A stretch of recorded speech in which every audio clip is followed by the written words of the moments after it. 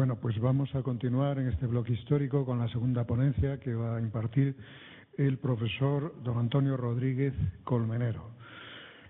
El profesor Colmenero es en la actualidad profesor investigador ad honorem de la Universidad de Santiago de Compostela, en la que ha sido catedrático de Historia Antigua hasta hace muy poco.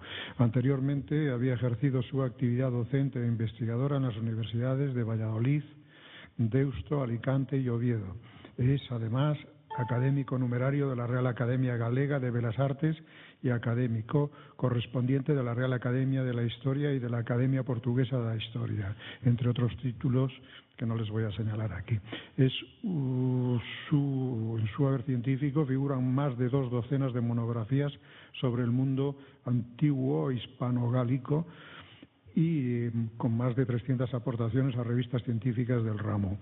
Por otra parte, ha dirigido y colaborado en más de medio centenar de proyectos de investigación nacionales y europeos y dirigido numerosas excavaciones arqueológicas, entre las que por su volumen e importancia cabe mencionar las de la ciudad romana de Lugo, Chaves, Aquaflavie, el campamento romano de Aquis Quercensis, Levante, en Orense, y el oratorio paleocristiano de Ubigo. Es, además, director del Grupo Arqueológico Larouco, así como de la revista del mismo nombre. En el ámbito epigráfico cuenta con numerosas publicaciones referidas a Hispania, entre las que destacan las habidas como responsable del Corpus Inscriptionum Latinarum para los 3 conventos jurídicos del noroeste hispánico, sobre todo en lo que respecta a la serie Miliaria Imperii Romani, para el tomo 17 del mencionado corpus que dirige desde mediados del siglo XIX la Academia de Berlín. Yo creo que es una autoridad, pienso que es la máxima autoridad en el mundo romano del noroeste ibérico, y es un honor para nosotros contar con su presencia hoy aquí. Y tiene la palabra para impartir la lección cuando quiera. Muchas gracias, presidente. Yo voy a tratar de ser conciso, aunque no sé si lo lograré, porque después que va a estar colgado en la red, puede cada cual consultar y ver las láminas con paz y paciencia, y entonces, pues en fin, voy a hacer una síntesis en lo posible, leyendo párrafos, pero omitiendo otra parte importante de lo que tengo escrito, ¿no? El tema que se me ha encomendado es sobre Galicia y la formación, génesis y evolución de Galicia romana y alto medieval. Cuándo empieza, para mí, y cuándo acaba. Hace 2000 años, y al iniciarse la tercera centuria de la era, un ilustre liberto griego del emperador Septimio Severo, o tal vez Caracalla, de nombre Saturnino, por entonces responsable de la administración de los monopolios mineros imperiales del noroeste ibérico, se encaminó, un día que no podemos precisar, al foro de Lucus Augusti. Ahí está en pantalla una reproducción de alguna manera lo excavado dentro de la ciudad, a la izquierda, y una infografía de lo que pudo ser el foro teniendo en cuenta los datos arqueológicos. Al foro de Lucus Augusti, para consagrar en la Edis Jovis, templo de Júpiter posiblemente, un altar hoy día conservado en el Museo Arqueológico Provincial de Lugo, dedicado a diversas divinidades del panteón oficial, además de a otras que tenían que ver con los dioses tutelares de las grandes regiones del imperio por las que estaba discurriendo el cursus honorum de este alto funcionario imperial. El texto, traducido desde la dedicatoria, dice así: Saturnino, liberto augustal, consagra este altar a los númenes de los augustos, están reinando 2, a la reina Juno, están reinando 2, que sería Septimio Severo y Caracalla en aquel momento, a la reina Juno, a Venus vencedora, a Celeste, africana, a Frugífero, en realidad Saturno, de la misma procedencia, y esto cabe recalcarlo, a Emérita Augusta y a los lares de las Galaeciae. A Laecia en plural, ¿cómo es este? Le había llegado el traslado a Saturnino, en realidad Marco Aurelio Saturnino, según una inscripción de Pérgamo, interpretada hace ya lustro por Javic, para el rico Metallum Bipacense, al Justrel, en Portugal, en la actualidad, perteneciente por aquellas datas a la provincia de Lusitania, y el egregio miembro de la familia Caesaris quiso despedirse de los lucenses según parecía de ley y aconsejaba su rango. Y es debido a esta circunstancia que Mérida Augusta, capital de Lusitania, desde hacía casi 2 centurias y media, hace acto de presencia como deidad poliada, o sea, una ciudad diosa, divinidad poliada, en este momento entre las divinidades a las que se dirige, ¿no? Es, por lo tanto, un sincretismo que Saturnino utiliza agrupando a varios dioses, tanto del panteón oficial como realmente de las ciudades, que hasta ahora era casi inédito, a excepción de Roma, que en este momento se hallaba en trance de consagrar no solo a los dioses oficiales del imperio, sino también a las deidades tutelares de la región de partida. Y aquí están los laribus galeciarum, o sea, a los lares de las 2 Galecias, que por supuesto estaban todavía bajo su responsabilidad, con la denominación de lares Galaeciae. Ver quiénes son estos lares Galaeciae. Había surgido ya, habían pasado de la conquista romana 250 años, pues no podían ser otros que los lares de la Galicia del norte, con capital en Lucus, los lares de la Galicia del sur, con capital en Brácara. Emérita Augusta, poliada, divinidad poliada, los lares de un lado y otro de la Galicia están también divinizados y son divinidades poliadas. Bien, de cualquier manera, real o ficticiamente, el ámbito acotado habría sido tenido en cuenta ya en los años del cambio de era. Por ejemplo, en los años finales de la primera centuria, uno de los nietos de Augusto, Cayo Lucio, había dedicado a Galicia, un ara. Esto quiere decir que Galicia existía como región.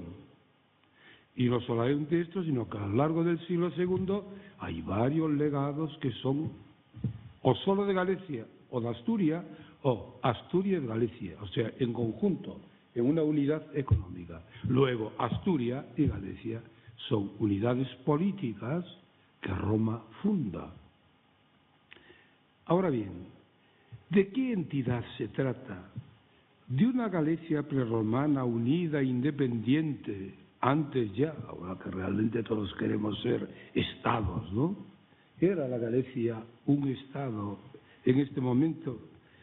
Para completar su organigrama administrativo, que utilizó Roma para complementar su nuevo organigrama administrativo, nada más lejos de la realidad, ya que Galaecia, en cuanto a región, es creación romana.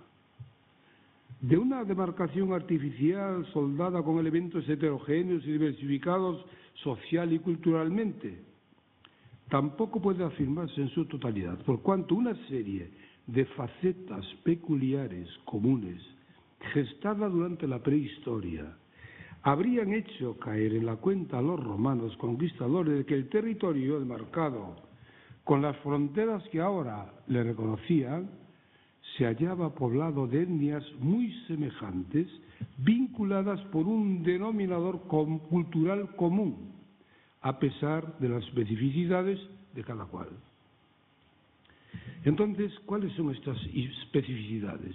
Vamos a arañar algunos aspectos, sobre todo en el territorio de la lengua, el territorio, la cultura, para encontrar el sustrato, este sustrato de Galaecia que permitió el conformarla seguidamente o posteriormente en la época romana como una unidad individualizada, lo cual no tiene nada que ver con un Estado. Nadie cuestiona por obvio el tradicional aislamiento geográfico del noroeste hispánico. Bueno, Estrabón nos pone verdes diciendo que aquí para el norte pues hace frío, aquello está despoblado, vamos, que somos semisalvajes, ¿no? La Expositio Tocius Mundi del siglo V dice con esta frase muy expresiva: Sicutaiunt es ibi finis mundi, o sea, según dice, allá en el noroeste, al final, en la fin del mundo. Hombre, menos mal que más tarde Sirio Itálico llama a Galicia Divis Galicia, lo resarcimos. En todo caso, por el sur y sobre todo a lo largo de la franja marítima atlántica, las comunicaciones fueron siempre fluidas, ¿no? Entonces, realmente, la célebre Vía de la Plata, que no se llama así hasta Astorga, pero tal, habría sido una comunicación ya de la prehistoria norte-sur, pero también del más allá, aunque había aislamiento por los montes de la meseta, se habían producido invasiones e invasiones durante toda la prehistoria. Acabo de ahora oír algo relacionado con eso y con los celtas, pero realmente que no paraban. Pero Galicia fue, o el territorio actual del noroeste, era el fondo de saco, a donde llegaban todos. Era el Finisterre, después ya no pasaban, ¿no? ¿Qué quiero decir con todo esto? Que lo galaico realmente es un amasijo de influjos, de cruces, de tolerancias, de guerras, que realmente cristalizó lo que después realmente va a ser esto, la Galicia. Entonces es una formación bastante compleja, etcétera.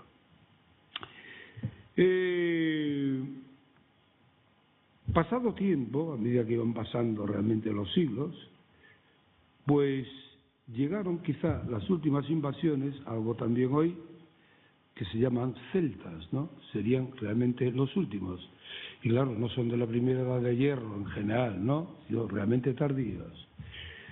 Hay celtas en el noroeste, hombre, ha pasado por ser el paradigma del celtismo. Hasta tenemos un equipo de fútbol que se llama Celta de Vigo, que va muy bien, este año en la Liga.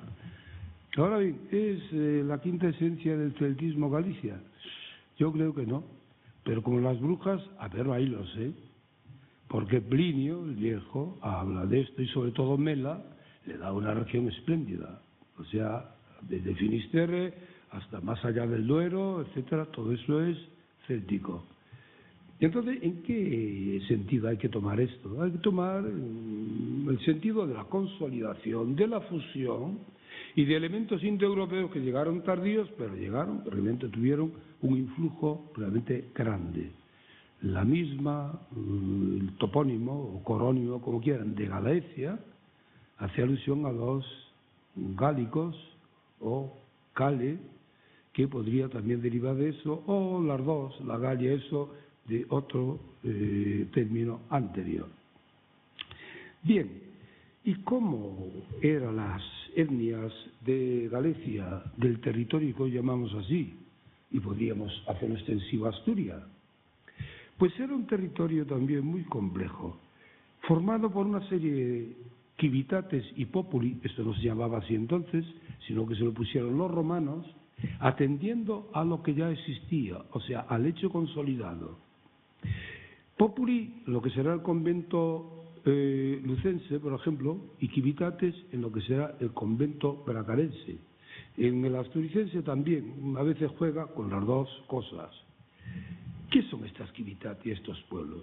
Estas civitates y estos pueblos son comarcas, estados, si podemos llamarlo así, prerromanos, que tienen el ámbito de una comarca. Pero es que las fuentes romanas nos marcan un poco estas comarcas por los pueblos que las poseyeron, y esto no lo da Roma. ¿Qué comarcas son esas? Pues son del tamaño, por ejemplo, que ha permanecido fosilizado en el paisaje, de los Guigurri. Los Guigurri poblaban el Barco de Valdeorras y su entorno. Por ejemplo, dentro de Galicia, los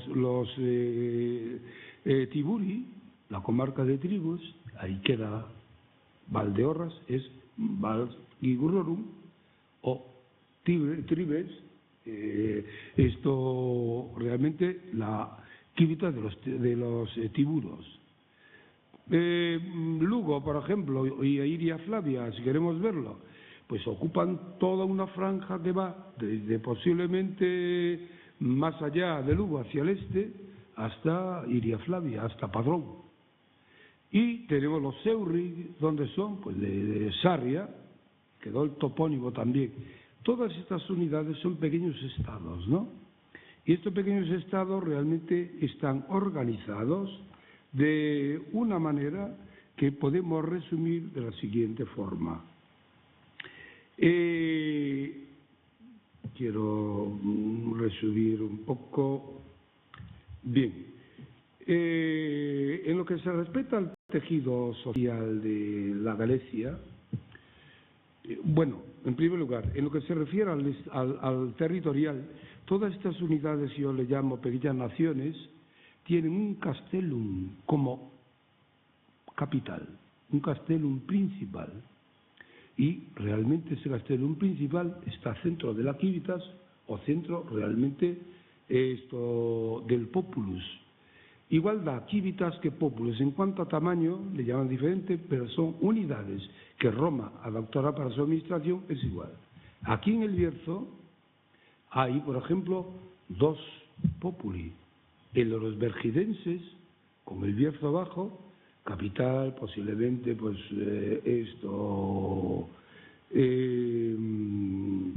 la zona vieja, Cacabelos, ¿no? Y el Verquidum Sur, en donde es territorio súsarro. Y sabemos ahora que estaban los súsarros aquí, sobre todo, por el bronce de Bembibre, que haremos mención después de él. Entonces, ¿dónde estaba la capital de los súsarros? Esto sí que no lo sabemos. Estamos dudando entre varios sitios, pero realmente existía, ¿no? Este es el modelo. Y claro, el edicto de Bembibre o del Bierzo, como queramos llamarle, realmente hace mención de estos castella. Después realmente lo veremos muy brevemente. Bien, entonces a estos castella principales, que tenían un núcleo urbano de referencia, estaban sometidos en el territorio otros castella, que vivían en lugares altozanos para su defensa. Estaban subordinados al principal. Y, estando subordinados al principal, esto formaban parte del Consejo Noble, lo que sea, ¿no? En cuanto a la sociedad tremendamente gentilicia, ¿no? Pero realmente había unidades gentilicias. Ahora no me voy a parar en esto. Dentro de cada uno de los castelos independientes, otras veces había unidades gentilicias en varios, dispersos, y muchas veces había gente que hacía pactos de hospitalidad, emigraban con los nuevos acogedores, y esos pactos, como por ejemplo el del Caurel, figura en una lámina de bronce, ¿no? O sea que realmente era diverso esta organización. Estoy dando el esquema estricto, porque no podemos detenernos, ¿no? Bien. Al frente de estas unidades, ¿quiénes estaban? Roma Lordal. Pues estaban unos señores llamados príncipes por los romanos. Aquí en lenguas indígenas se llamarían de otra manera. Y estos príncipes están testificados por inscripciones. Inscripciones que realmente aparecen sobre todo en el área lucense. La primera de las inscripciones que apareció en Vegadeo, cerca de Vegadeo, está dedicada al príncipe Glucosi, Nicerifilia, etcétera, príncipe Albionum, es el príncipe de los Albiones. Es o el jefe o uno de los herederos. Es una sociedad aristocrática en este momento ya. En cuanto a Lugo, aparecieron en la ciudad esta otra inscripción, que hace alusión por lo menos a un príncipe, ahí en la primera línea lo tienen, que pudo haber sido realmente un príncipe coporo, o a juzgar por ese cit, que algunos dicen que Hispania Citerior es una tal, posiblemente son estos seuros citramontanos, porque conocemos a los seuros transmontanos, luego puede ser un príncipe cercano, de una unidad cercana a realmente los copori, que poblaban Lugo. Entonces, por ahí sí, ahora Hispania Citerior ahí no cuadra para nada, como hacían los franceses, traducían los franceses a ese respecto.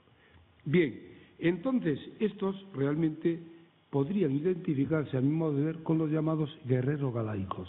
Estas estatuas que aparecen en piedra, con el escudo realmente delante del pecho, con las espalones, etcétera, y que realmente, pues en fin, se encontraron ya, yo tengo catalogados unos 35.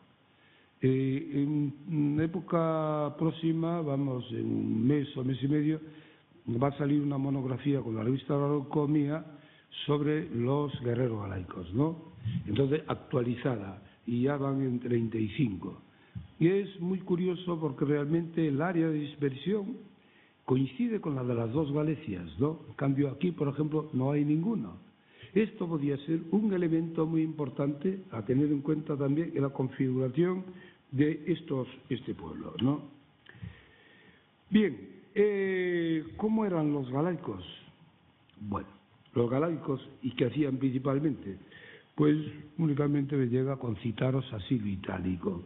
En cualquier caso, la guerra, como oficio de los hombres, las labores agrícolas y domésticas como cometido de las mujeres y las supersticiones como peculiaridad de ambos sexos representan los trazos esenciales del retrato que de los galaicos efectúa Silvio Itálico.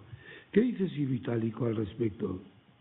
Este párrafo precioso envió la rica Galicia a sus jóvenes, ciertamente sagaces en las adivinaciones, a través de la observación de las vísceras, del vuelo de los pájaros y de los relámpagos de las tormentas, ya ululando bárbaros cantos en sus lenguas patrias, ya pateando el suelo al compás alterno de ambos pies, sintiendo con delicia el choque mutuo, rítmico y trepidante del escudo que cada uno de los guerreros embraza. Ello constituye el descanso y un juego para los hombres y hasta un placer sagrado para ellos. Las demás tareas, tales como revolver la tierra con el arado o sembrar el grano en el surco, son cosa de mujeres. Cualquier otro trabajo pesado que no sea la guerra hace a los hombres holgazanes. Entre tanto, la esposa del varón galaico trajina sin descanso en sus labores. A su manera, también Justino añade que las mujeres galaicas se ocupaban del hogar y de la faena del campo, mientras que los hombres, provistos de las armas respectivas, se dedicaban al robo. Entonces, la panorámica de la sociedad está realmente diagnosticada y hecha. En cualquier caso, bien, voy pasando. Resulta, por lo tanto, diáfano que la convivencia secular dentro de un mismo espacio físico, comunicado interiormente por rutas elementales, pero bien conocidas por sus usuarios, así como las relaciones mutuas entre las etnias que poblaban este dilatado noroeste, habrían propiciado el nacimiento de una serie intensa de isoglosas que paulatinamente, como en el caso griego, conducirían a la gestación de dialectos semejantes e incluso a la consolidación de una lengua común dentro del ámbito de esa cultura diferenciadora de lo galaico conocida como castreña. Y es por lo que antropónimos tan característicamente indígenas como reburrus, con el significado del cabello revuelto, según la interpretación de los lingüistas, con más de 25 testimonios epigráficos, aparece predominantemente ligado a nuestra región. Incluso en los epitafios hallados en tierras foráneas, según en su día ya había remarcado Jürgen Untermann y Rubialija. La réplica de antropónimos latinos a la frecuencia de reburrus se concreta, por ejemplo, en Rufus y derivados, por ejemplo, a lo largo de todo el proceso de romanización. Igual de indígena que roburros son, por ejemplo, Camalus, Arcius, Boutius, Cloctius, Lobesus, Medamus, Talabius, Viriatus, o sea, estos de la vecina Lusitania y también de Galicia, ¿no? Divinidades características, por ejemplo, de Galicia, bueno, Bandúa, Reba, Cosus, Reubermirago, Marandiqui, las divinidades de las montañas, todo esto está sacralizado, ¿no? Y no me paro a enumerar el enjambre de dioses y asociaciones de dioses menores, ¿no? Por ejemplo, el Larregeiki, Ariogniminso, Kaeki, Lares Imken Baeki, Keke Aeki, Lares Heredici, bueno, si quieren estamos hasta una hora más, ¿no?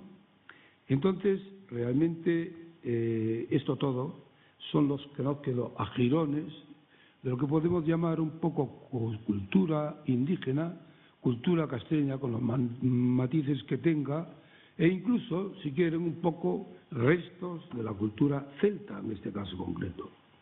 Bien, dicho esto sobre el sustrato, sobre la masa con la que se hace el muñeco, ¿quién fue la que realmente realizó la formación de Galicia? ¿Quién la concibió y quién la dio a conocer? Roma. Hasta entonces no había Galicia. Y tenemos que tener cuidado porque hay realmente los nacionalismos a veces, bueno, siempre exageran y con mucha frecuencia salen de tiesto, ¿no? Entonces ya quieren ver en la prehistoria lo que no existió, ¿no? Como podía ser, por ejemplo, yo qué sé, el País Vasco, Cataluña y mismo aquí.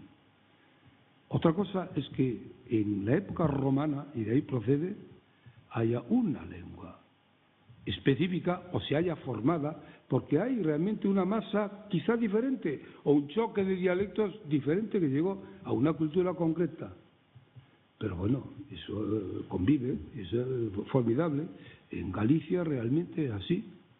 Si realmente tuviera que haber una nación de estas que tal, no sería tampoco Galicia sola. La nación que Roma concibió en aquel momento, llamémosle no en el sentido de Estado, es Galicia hasta el Duero, con la Galicia portuguesa. Y esto, que quiera comprobarlo, la unidad de cultura, de habla, etcétera, puede hacerlo todavía, ¿no?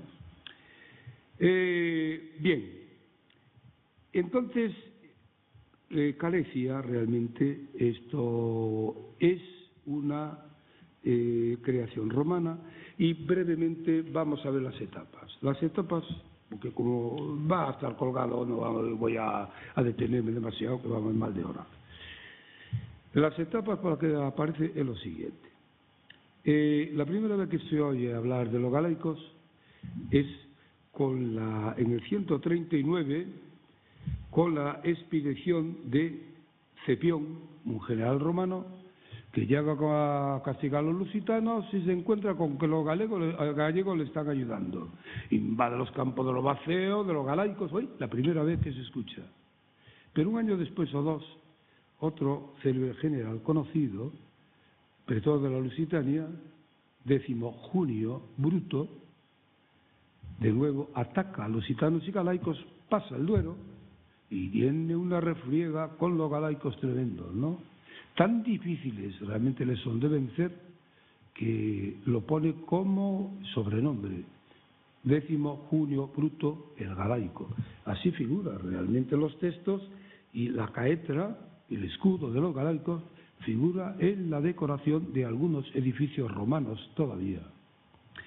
Entonces, realmente se oye hablar de los galaicos, los conquista y entonces la Galicia de entonces pequeñita es una de los Galeci, lo hemos visto en el mapa antes de las etnias, estaban, para mi modo de ver, en cabeceira de Basto y son un territorio concreto con unos príncipes concretos, pero que realmente influyen por su fama en las populi y civitates, que se llamaban así, del entorno.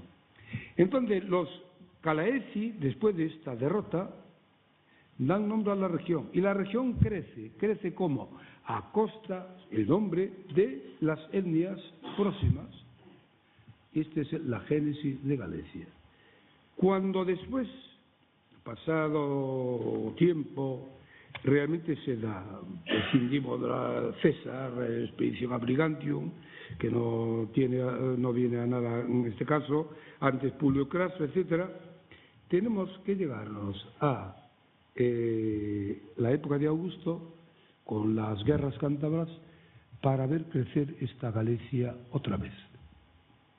Entonces, al principio de las guerras cántabras, vemos ahí cuando se inician, por dónde se extendía el Imperio Romano.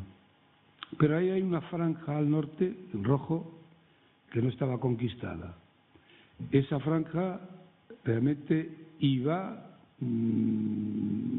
desde el Miño, más o menos, hacia el norte, pero realmente ya más al centro, hacia el sur, ¿no? En la región de Asturias, lo que será Asturias, etcétera, pues también es un poco indefinida. Bien, entonces es cuando Augusto, aquí no vamos a relatar las guerras cántabras, decide acabar con esos astures. Los galaicos estaban vencidos, no entran en la guerra aparentemente, pero entran con otro nombre a mi modo de ver. Y entonces Cántaro y Astures les traen por la calle de la amargura, ¿no? Y organiza una campaña sobre Cantabria tremenda. Vemos mi visión de los hechos, de los acontecimientos, se ve en este mapa. Entonces, en este mapa lo que vemos es una línea naranja que viene desde Tarraco. El ejército romano se atrinchera en campamentos como son el de Sasamón, eso lo dice realmente el cronista, a Segisamone, y ahí realmente posiblemente hay 3 campamentos, uno en Sasamón, que se llama Julia, otra en Herrera del Pesuerga, otro en Astúrica Augusta, demostró, y posiblemente después otro, cuando sea más tarde, Lucus Augusti, aunque encontramos monedas y todo, pero no hemos encontrado los fosos, o sea, muy probablemente hay un campamento romano, pero no podemos afirmarlo totalmente. Y últimamente, por ejemplo, apareció otro en el Cornado, de esto ya diré después. Este es para explicar la campaña del año 25, ¿no? Entonces, breves rasgos. Augusto ataca la Cantabria de frente, al principio conquista, llega realmente a Segisama, cerca de Ilóbriga, y ahí le paran. Los cántabros son invencibles, se atrincheran, y ahí el pobre hombre se siente enfermo, escribe, bueno, todas estas cosas. En la columna de la derecha va hacia la depresión vasca. Y entonces, esto no sabemos quién la manda. Hay un general romano que en las crónicas no aparece. Pero la occidental, yo deduzco que es Cayo Antistio Vetus, o sea, el viejo, que manda la columna occidental, llega aquí, a Vergidum. Ahora hay muchísima gente por ahí que quiere llevar el Monte Bedulio a Cantabria, nada menos, y Vergidum allí, también otros topónimos, etcétera, o sea que quieren quitar la gloria a esa comarca. Entonces, Vergidum, realmente la tal, eso tiene que ser el gran Castro, que está cerca de Cacabelos, eso es indudable. Entonces, allí, realmente, los vergidenses se hacen fuertes, pero son conquistados, ¿no? A continuación, realmente, huyen hacia los montes, Antistio los persigue, y una vez vencida la resistencia del paso de los puertos, es cuando pasan las legiones al otro lado. Sabemos que realmente entre ellas posiblemente estaba la Legio Décima, la Legio Sexta, eso aparece, y es posible que también la Legio Décima por otra cosa que bueno, aquí no. Y entonces llegan a Lugo. Lugo es el campamento, y según dice Orosio posteriormente, en una invasión radial hacia todos los lugares, tierra y mar, llegarían, por ejemplo, hasta Brigantium, ¿no? Pero esto se precipitó y la flota romana tenía que haber participado más intensamente. ¿Por qué no participó? Porque cuando estalló la guerra era en marzo, era en primavera, y la flota no pasa el Finisterre, la Costa de la Morte. Tuvo que esperar al verano, y la célebre flota de Aquitania, que viene de Aquitania, que Aquitania estaba sin conquistar casi. Los aquitanos eran aliados de los cántabros. Entonces, ¿qué es lo que sucede? La flota de Gades sube la flota romana, llega a Brigantium, Antistio había acabado la conquista, y una vez acabada la conquista va a sustituir a Augusto a Segisama. Augusto se marcha a Tárraco, Antistio llega hasta los aquitanos, les zurra, porque están ayudando a los cántabros, y de vuelta, según ve la línea azul, es cuando realmente se plantan en Portus Victoriae, Santander, arman la pinza, o sea, las legiones desembarcan, y entre los dos ejércitos acaban las guerras cántabras, ¿no? Muy interesante esto, porque después de las guerras cántabras, como diríamos después, viene el bronce de Belleville. Perdonadme que me he detenido un poco, pero esta es la concepción un poco mía de las guerras cántabras. Bien. Como consecuencia antes os decía, y esto de pasada, que los cántabros, que posiblemente Galicia del Miño para arriba fuese considerada como Cantabria, y que en la concepción bélica de Roma, de los historiadores, en el primer momento, todo esto, Asturias superior sobre todo, la Asturias transmontana y Galicia lucense, esto era considerado toda la franja posiblemente cantabria. Así dice Estrabón, que el Miño, esto se le coló de una fuente anterior, nace en Cantabria, ojo. Y así Orosio, haciendo alusión a la rendición de Monte Medulio, dice que estaba junto al Miño, pero claro, le preguntamos, pero si era en Cantabria, porque precisamente es otro indicio. Y no me resisto a contaros otra cosa. Recientemente no, una de las veces que fuimos a Turquía, una expedición de la Universidad de Santiago de Compostela, en Afrodisias, vimos una magnífica inscripción que estaba publicada por Robert Smith y que realmente aquí nadie había hablado de ella, ni se publicaba, etcétera. En aquella un monumento tremendo, un pórtico construido, no va a pasar, dedican a Augusto como triunfador de la guerra astal todas las comarcas del imperio. Y entre los dedicantes no aparecen los cántabros, aparece el etnos galaicón, la etnia de los galaicos. ¿Os dice algo? Porque realmente a la hora de componer solo queda una solución, que realmente considerarse el organigrama de los escritores Augusta, etcétera, tal, la franja norte como una cosa común que podía citarse a los cántabros, que era lo que llevaban y Astures,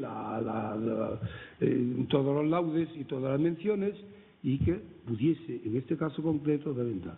En un libro que publicó recientemente sobre Augusto, que salió, no se ha distribuido totalmente, saldrá ahora pronto, está publicado ya, se trata de este problema que realmente es enrevesado.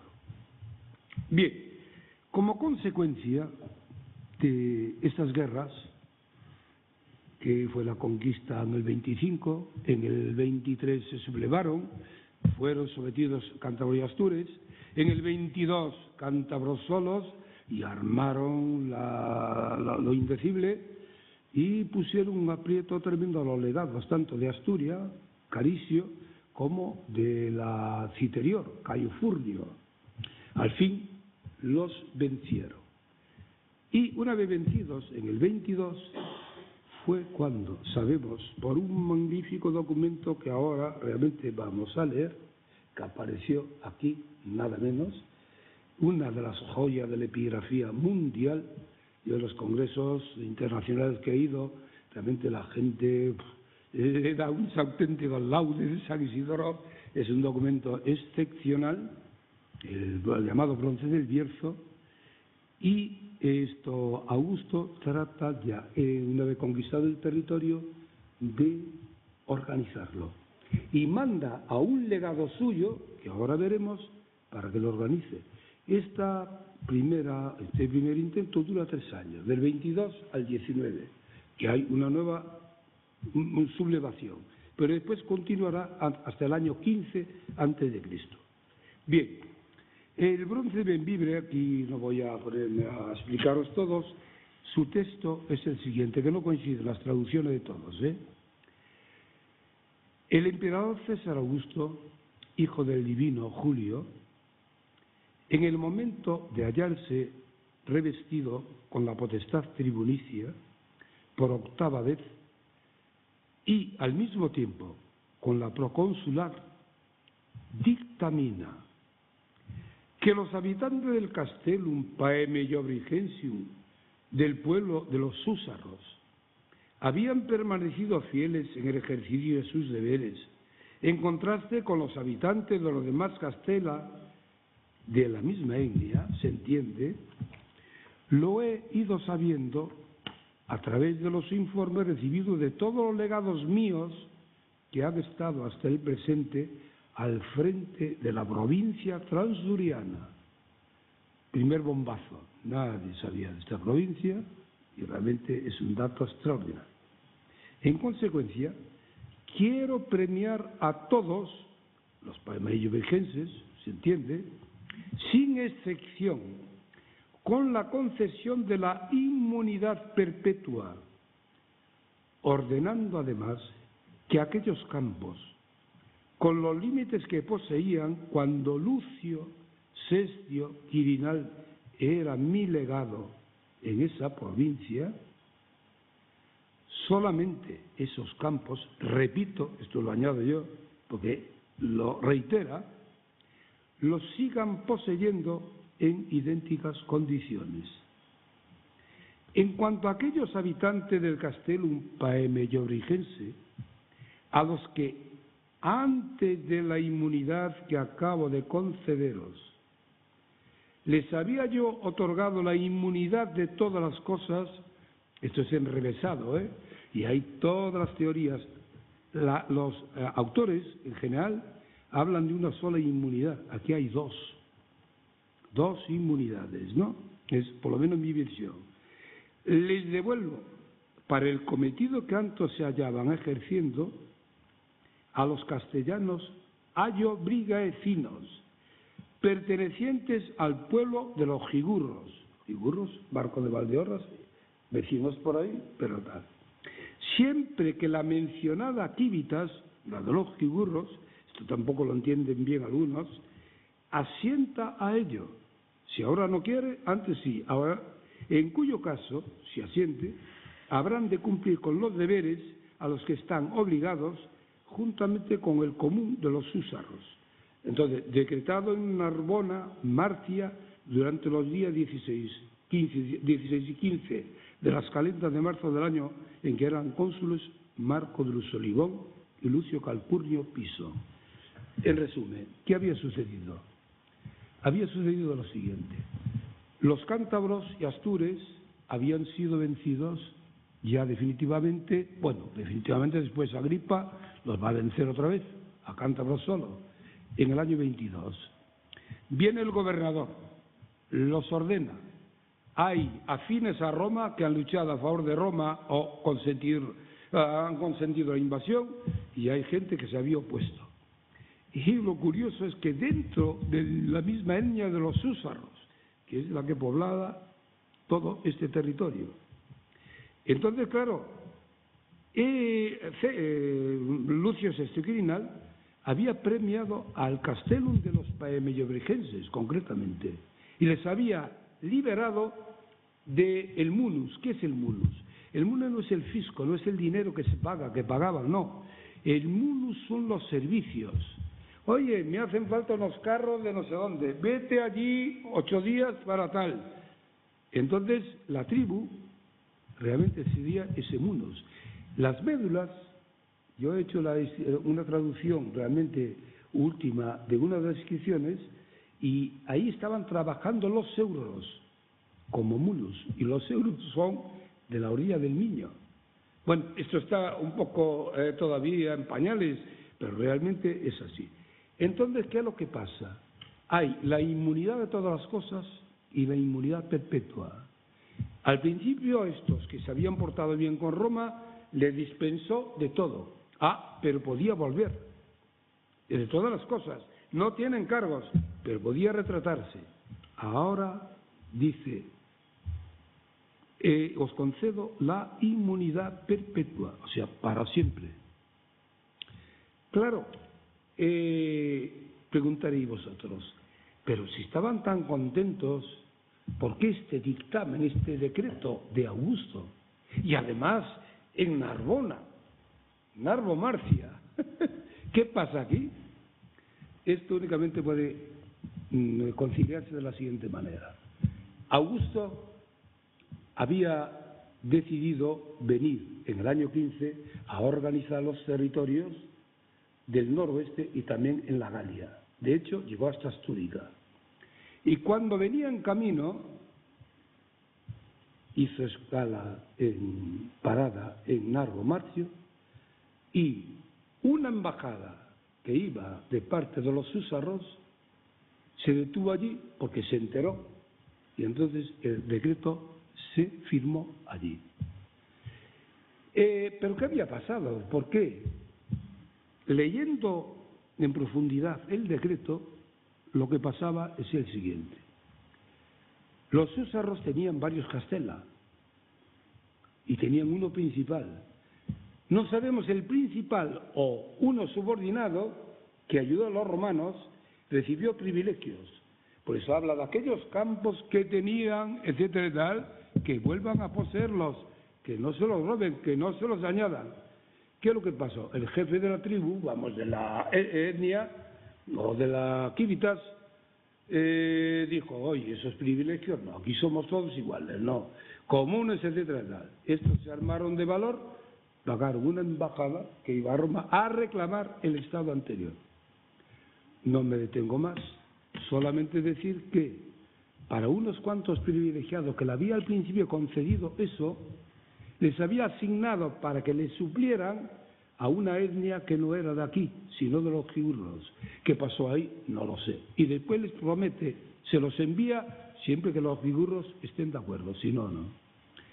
Perdonadme también porque me he extendido, pero es un documento excepcional, ¿no? O sea, ha revolucionado muchísimas cosas y, desde luego, como la de la provincia transduriana, que ahí veis. La provincia transduriana con 2 campamentos, que es cuando se instala, queda el de Lugo y queda realmente el de Astorga, ¿no?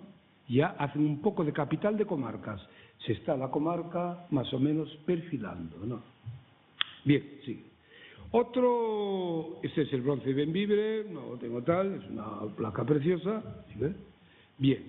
¿Qué pasó? Llega Augusto, organiza todo, suprime la provincia transduriana y entonces lo que hace es lo siguiente. Con el territorio de Transduriana agranda la región llamada Galicia hacia el norte hasta el Cantábrico. Y al mismo tiempo quita, ya la había quitado antes, la Lusitania, que va un poco ahí hacia el Atlántico, aquí.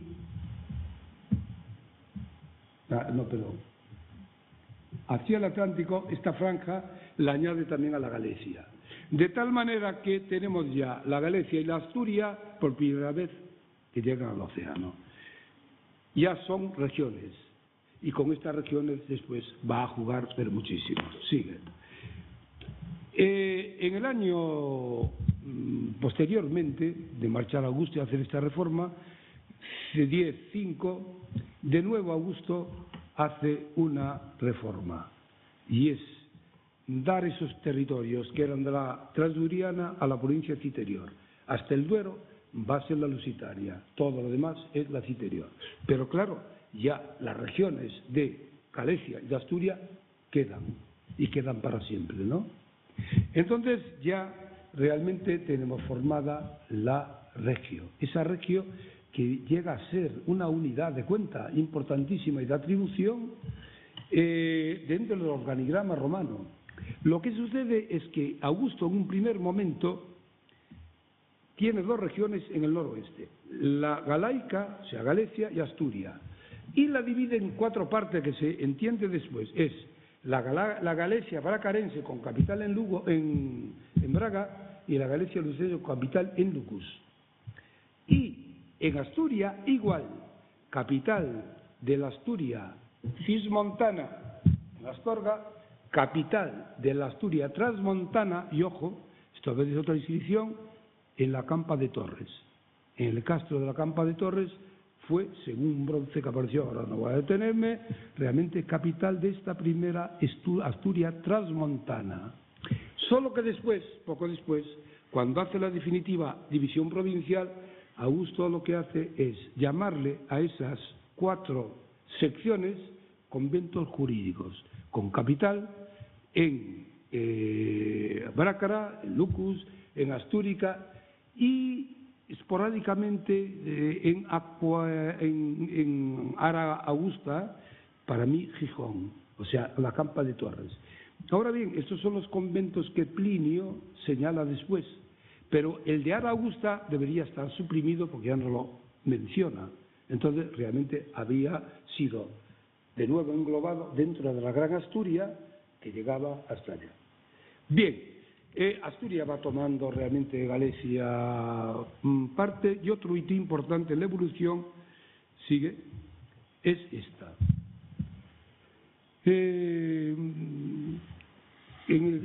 Hasta hace poco tiempo, en toda la bibliografía de Hispania, etc., se hablaba mucho de la provincia citerior nova hispaniniana. Entonces la despachábamos a los historiadores, yo también en cierto momento, con que se trataba de la región de Asturias y de Galicia, con capital en León, que se había separado de la citerior. Todos estábamos de acuerdo, pero había un autor astur, Diego Santos, que dijo que no, que realmente lo que había sucedido es que se había hecho una provincia con los territorios galaicos y la provincia nova citerior antoniniana efectivamente era la antigua citerior. Por eso había aparecido su mención en las dos inscripciones de León en que la citan. Esto tenía sentido. Nadie le hizo caso, le hicimos caso, excepto Geza Alfeldi, que era catedrático de la Universidad de Heidelberg, y entonces un gran historiador, un epigrafista, un monstruo en este sentido, y un gran amigo. Y pasado tiempo dijo, no, esto es posible, etcétera y tal. Pero en las excavaciones de Lavinium, cerca de Roma, apareció hace algunos lustros una inscripción que tenéis aquí. Y esta inscripción hace alusión a un legado, y ahí no voy a ponerse el texto, que se dice en su currículum vitae, que es un currículum espléndido, de orden senatorial, un procurator lucenario, y se dice legatus de la provincia Hispania Ciтерioris et Superioris, o sea, de la España citerior y superior. Pues nos ha fastidiado. ¿Y qué es eso? ¿Y dónde está? ¿Y dónde tal? Y fue Geza Alfeldi el que dijo, esto únicamente puede ser Galicia, lo que Diego Santos había intuido sin pruebas. Y entonces realmente es posible que Galicia estuviese o figurase como provincia autónoma con capital en Lucus. Es el momento de todo esto, de Saturnino, es el momento también del Mitreo, que apareció últimamente, de la creación del estatio, un estatio de tributación, de recogida en el pleno siglo, o sea que una provincia que duró poco, aunque sabemos que o es de época de Septimio Severo, todo el siglo III, hasta posiblemente el año 30, porque en tiempos de Massimino, en el 236-38, ya no aparece mencionada en los miliarios, aparece de nuevo la citerior. Entonces quiere decir que fue absorbida de nuevo. Bien, voy a tratar de ser ya breve. Entonces, estas dos son las dos imágenes que veis. La teoría anterior, provincia Hispania Citerior antoniniana, comprendiendo Asturias-Galicia, y la otra, solo Galicia, ¿entendido? Y lo otro, Asturias añadida al Citerior. Si todo esto son saltos, son etapas, pero es para que veáis el concepto Galicia, cómo va evolucionando. Sigue. Otro hito fundamental es ya en el Bajo Imperio. Aquí tenemos la Galicia provincia. Roma, después de las invasiones bárbaras, teme que vuelvan otra vez. Y entonces establece un límite fortificado en todo el norte. Y tenéis ahí los puntos principales. Los puntos principales son Brácara, en donde posiblemente está la Cor Segunda Gálica, Lugo, la Cor Lucensium. Tenemos, por ejemplo, en Petagonium, en León, la Legio Sétima Gémina, en Cantabria, la Cors Prima Celtibérica, que viene de Brigantium, y después ya en el País Vasco, en Vitoria, en Velella, la Cors Prima Gálica. Vemos por ahí un limes fortificado, no tanto también para controlar la vía aquitana por el interior, sino para ir rápidamente a la costa a través de las montañas. Está estratégicamente distribuido. Y entonces es cuando realmente se organiza Diocleciano, al final, vencidos los bárbaros, el nuevo organigrama de las provincias de Hispania. Entonces tenemos ahí que la Galicia, contra lo que algunos admiten, esto la limita el Duero por el sur, pero después tuerce, como ven, linda con la cartaginesa, linda con la tarraconensis y también por el sur con la lusitania. La capital de la Galicia es Brácara Augusta, tiene un rango superior incluso a Tárraco, la eterna Tárraco, porque el legado tiene una categoría superior, un legado consular, y en Tarragona solo pretorio en ese momento.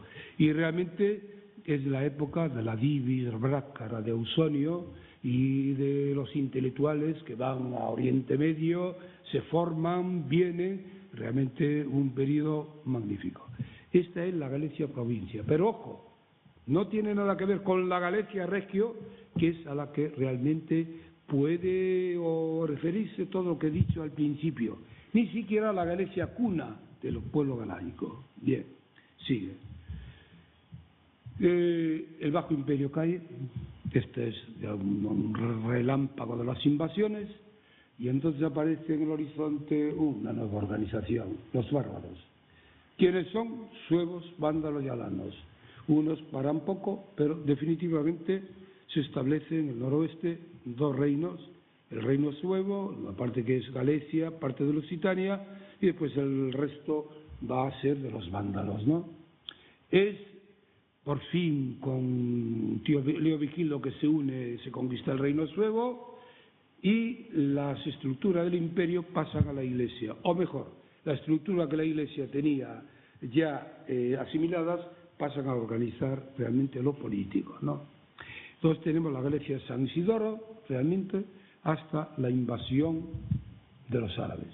Aquí vamos a terminar porque lo que suceda después es un país eremizado, sobre todo al norte del Duero, o semi-eremizado. Los galaicos, astures, etcétera, cántabros, se atrincheran en sus montañas hasta que empiece la reconquista, ¿no? Pero claro, aún durante la reconquista, Galicia permanece, e incluso la archidiócesis de Braga, que es realmente la metropolitana de todo el norte, se traslada simbólicamente a Lugo. Los obispos, al estar eremizada Brácara Augusta, se refugian detrás de la muralla de Lugo, que era un bastión importantísimo. La Galicia sigue funcionando durante el siglo VII, VIII, IX e incluso X, y acabó, pero esto a partir de entonces, ya como efecto de la repoblación, están pululando nuevas organizaciones en el sur de Galicia, el condado portucalense, los territorios bracarenses, ya la unión con Lamego está naciendo Portucale. Y entonces, claro, esto se consuma la separación de la Galicia en dos, la Galicia y la lucense, en el siglo XI, principios del XII, con el rey Enrique Afonso. Y entonces la Galicia acaba. Solo queda lo que ahora llamamos Galicia. Iba a ser Lugo la capital, pero al mismo tiempo había un señor llamado Gelmírez, que era de armas tomar, que descubrió, o habían descubierto, el sepulcro de un apóstol llamado Santiago, y desde entonces no fue Lugo, sino que muy pronto sería Santiago de Compostela la que se convertiría en la gran capital cristiana de Occidente. Muchas gracias.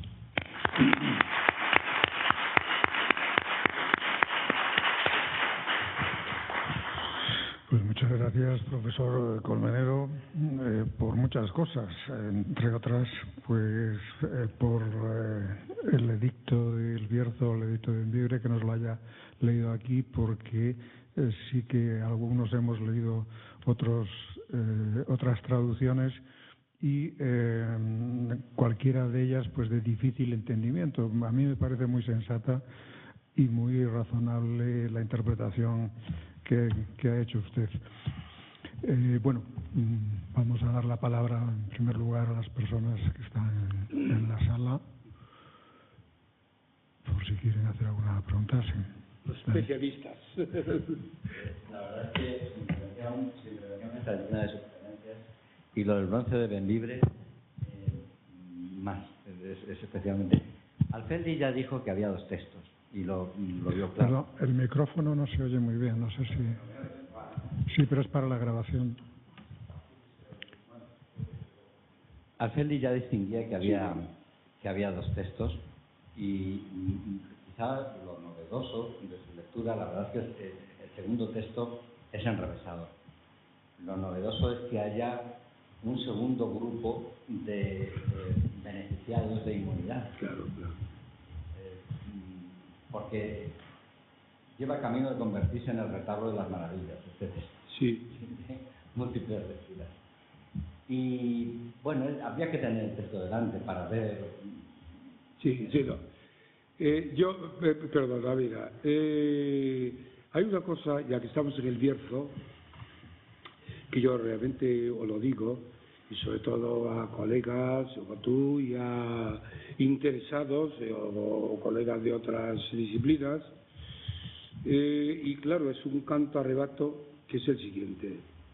No solo la arqueología del Bierzo es realmente formidable, la epigrafía tú la conoces y realmente no siempre ha sido bien interpretada, tampoco, ¿no? En muchos casos. Pero más que todo esto, que es riquísimo, ahora en la revista La Loco salen una serie de inscripciones, correcciones, que yo creo que a lo mejor pues no son así, pero bueno, del Bierzo, porque esto es una cantera de sorpresas tremenda. Pero hay un aspecto que yo quiero llamar la atención, lo estamos hablando antes de iniciarse esto, y es el problema de las vías romanas. El problema de las vías romanas, el Bierzo es un paraíso, por aquí pasan 3 grandes vías romanas. Una de ellas, la Vía Nova,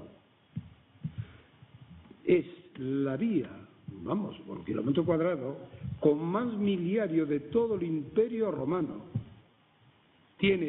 Tenemos contabilizados 300, ahí está mi colega Santiago Ferrer, debido que llevamos 15 años ya estudiando las vías romanas de Galicia, pero sobre todo estas, nos ha dado una cantidad de disgustos, no nos cuadraban las cosas, etc. Afortunadamente hemos llegado al óptimo, creemos que todo. Sabemos que en el Bierzo, por dónde pasaba cada una de ellas, y realmente es un tesoro. Hay trozos, aquí hasta Astúrica, de 2 kilómetros enteros, todavía sin conocer, se conservan íntegros. Hay cerca de Ponferrada 5 kilómetros de vía que no se habían reconocido tampoco. O sea, yo llamo un poco la atención a las autoridades, las académicas y la UNED en este caso también podría tal, que se organice algo, porque dentro de poco nos vamos a encontrar sin nada. Como entre una bulldozer por ahí, se lo revuelve todo, y los que daban... El Xacobeo no tiene problema, porque las ermitas románicas no las tiran. Y el camino ese, pues el camino tradicional, no había urbanización, salvo algún puente, etcétera. Las vías romanas, algunas sobre todo del noroeste, no. Tienen calzadas, tienen cunetas, tienen puentes. La vía Nova, 7 puentes. No hay vía en todo España con 7 puentes, que a mucha distancia. Nos podemos parar con todo la... Y claro, yo realmente... ¿A qué viene todo esto? Viene todo esto a que tenemos. Los portugueses ya lo han hecho. La han declarado Vic Suttroso, que es maravilloso. Allí se conserva formidable. Pero gallegos y leoneses estamos en la inopia, ¿no? Entonces, por mucho que hacemos allá y eso todo, no hay ligación. Sabemos, el estudio científico está hecho, hay que protegerlo. ¿Y cómo es la mejor protección? Con el BIC, bien de interés cultural, aquí y allá. Entonces no quiero decir que vamos a acotar todas las viñas y eso todo. Los sitios en donde son reconocibles restos, pues no, traernos problemas tremendos.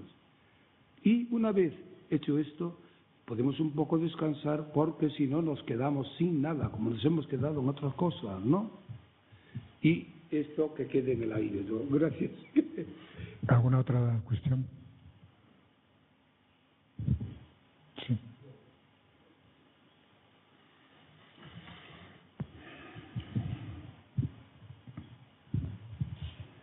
Hola. ¿Se me oye? Sí. Sí. Bueno, yo estoy intrigado por el tema de la guerra en Montevideo. Tengo interés de saber qué tribu era esta y si existe una opinión más o menos consensuada de dónde se encontraba este monte, y por lo que aquí me da la impresión que pertenece a la cultura castreña, ¿no? ¿Cuál? La tribu esta del Monte Medulio, pero a lo mejor me equivoco, ¿no? Sí, bueno. Sí, bueno. Sí, bueno, ya vi. No, bueno, lo del Monte Medulio es difícil, vamos a ver. Se ha querido por el padre Flores, el Monte Medulio a orilla del sur, y por lo tanto, a orilla del Sil, y por lo tanto coincidiría un poco por aquí, ¿no? Entonces dice, no, pero Orosio dice que es el Miño, que está junto al Miño. Entonces el Miño lleva la fama y el Sil el agua. Entonces el Sil, en la antigüedad, decían, se llamaba Miño. No, ya lo conocemos, y los Siles, etcétera y tal, no creo. Ahora, esto es difícil la cosa. Únicamente, por lo que dije antes, se puede intentar que sería un monte galaico si el territorio del Miño, propiamente dicho, fuese Cantabria. Antes ya lo dije. Entonces, si es Cantabria, coincidiría el testimonio de Estrabón y el de Orosio, ¿no? Entonces estaría en un sitio cercano, por ejemplo, al Miño, antes de la desembocadura del Sil. Por tanto, en la provincia de Lugo era lo único tal. Pero bien, si decían que tenía no sé cuántas millas alrededor, que lo cercaron con un muro, etcétera, tal, nos dedicamos muchas veces en la fotografía a ir a buscar. Nadie lo ha encontrado, ese castro famoso. ¿Qué pasa? Que nos quedamos con la gana de saber dónde estaba. Ahora bien, una cosa es que esté cerca del Sil o del Miño, y otra cosa que lo llevan a Cantabria, porque allí también hay un topónimo que se llama Miño, porque entonces lo destrozan todo, vamos, ya es la cosa patas arriba, ¿no? El problema está en esto. Cada uno puede seguir opinando como quiera, porque hay hilo para todos, ¿eh? Si se encontrase la fortaleza, esa de que se habla, que describe Orosio, pues podíamos hacerlo, como en lo arqueológico no podemos hacerlo, pues la misma. Bueno, yo sí querría salir de una duda, y es que me pareció que en uno de los mapas que ponía los pueblos galaicos había incluido a los jigurros, y yo creo que los jigurros son astures. Qué buena pregunta. Entonces, esa es una cuestión que... Y luego otro asunto es que, bueno, pues llama la atención un poco que cuando un personaje como Augusto se dedica a hacer una organización territorial, pues le haya salido el mapa que le salió, ¿no? Resulta muy interesante que un hombre con esa capacidad organizativa idease un territorio con esas características, que luego, pues más o menos ha habido una constante con oscilaciones, porque durante la dominación visigoda, pues sobre todo, bueno, cuando ya en 585 se conquistan a los suevos, eso quedó como una especie de lo que ahora se podría denominar Principado de Asturias, es decir, que se asociaban al trono a hijos o parientes y se les daba el antiguo reino suevo, ¿no? Es decir, que ese territorio, después de la dominación visigoda, también siguió teniendo una peculiaridad diferenciadora del resto de España, del resto del reino visigodo. Y luego, lo que también llama la atención, cuando se sustituye la organización político-administrativa por la eclesiástica, pues, hombre, yo creo que algún día tendremos que dedicar, no sé si un congreso, pero desde luego un simposio al monacato noroccidental, porque eso sí que era claramente diferenciador, el de la línea de San Fructuoso, de lo que había en el resto de España, habiendo tal, digamos, tendencia uniformizadora en el seno de la Iglesia. Es decir, que también en el orden, vamos a decir, religioso, había una clara diferenciación entre lo que era, pudiéramos llamar, noroeste peninsular y el resto de España. Bueno, pues eran un poco esos comentarios. Lo de los jigurros yo creo que eran astures, no, tenía entendido. Bueno, vamos a ver. Los jigurros podemos decir que eran astures. Es que yo, claro, en el escrito está suficientemente explicado, pero claro, no tenemos tiempo de... digo que los astures tienen una limitación con lo galaico determinada, que es la desembocadura del Navia, el río Navia, después el Lor, y prolongándose por la cabeza de Manzaneda, el Sabor hasta el Duero. Roma, cuando hizo estas unidades regionales, se atuvo a las circunstancias concretas de las etnias, de las hablas, etcétera. Bueno, pues a mí me parece que no. ¿Por qué? Porque realmente aquí los tiburos y los guigurros quedaron efectivamente para Astúrica. Pero después, cuando en la época romance, cuando caiga el Imperio Romano y cuando empiezan las lenguas a aflorar, los bercianos hablan gallego.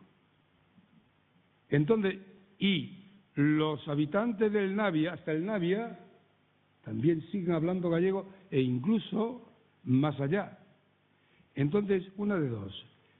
El hablar gallego, en aquel momento, se explica o porque durante la repoblación hubo trasvase de poblaciones que colonizaron, etcétera, tal, o originariamente la Asturias tenía territorios, comprendía territorios que no le pertenecían, como a lo mejor arriba, Galicia, originariamente tuvo otro que no le pertenecía, y acabaría en el Leo.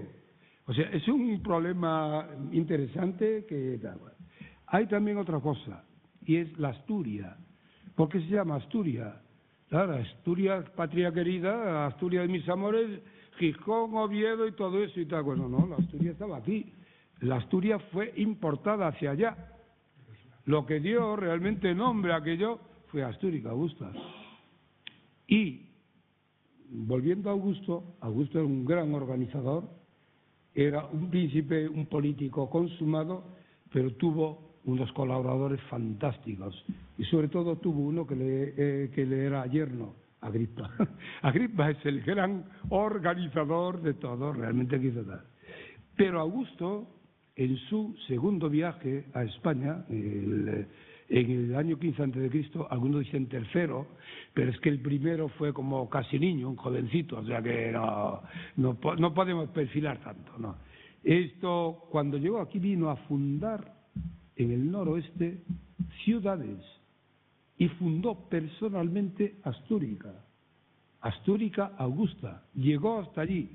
Mandaría después, esta es mi teoría, a Paulo Fabio-Machi que fundara Lugo y Brácara, pero él llegó hasta ahí en el año 15 antes de Cristo. Y si Lucus tenía la categoría de ciudad, Brácara también. ¿Por qué lo digo? Porque ahora hay ciertos arqueólogos que dicen que Astúrica, que empieza a fundarse propiamente, pues poco menos que a mediados del siglo I, ¿no? Entonces los historiadores digo, pues entonces las fuentes que dicen que viene y mandó bajar de los montes a su campamento a todos los habitantes para que allí fuese la capital, Caput, de toda la región, y allí llevasen los tributos, realmente obedeciesen allí. Es realmente tremendo. Datos arqueológicos que no aparecen, a veces no. Sabemos que Astúrica Augusta fue un campamento porque apareció un trozo de 20 metros con 2 fosos. Estupendo, confirmó lo que sabíamos. En Lugo, pese a haber un taller de acuñación de la moneda de la caetra, con el escudo y eso todo masivo, que van ya en 500 ejemplares, lo hemos encontrado el campamento. Encontramos un campamento de estadía allí, los que hicieron realmente a Lugo, que eran militares, pero el gran campamento no. Cualquier día, un solar que se excava, pues nos da los fosos del campamento. Bueno, ya no. Bueno, pues muchas gracias, profesor Colmenero, y muchas gracias a todos ustedes, y ya es la hora de que nos vayamos a comer. Nos volvemos a ver ya por la tarde en la próxima ponencia del bloque histórico. Muchas gracias.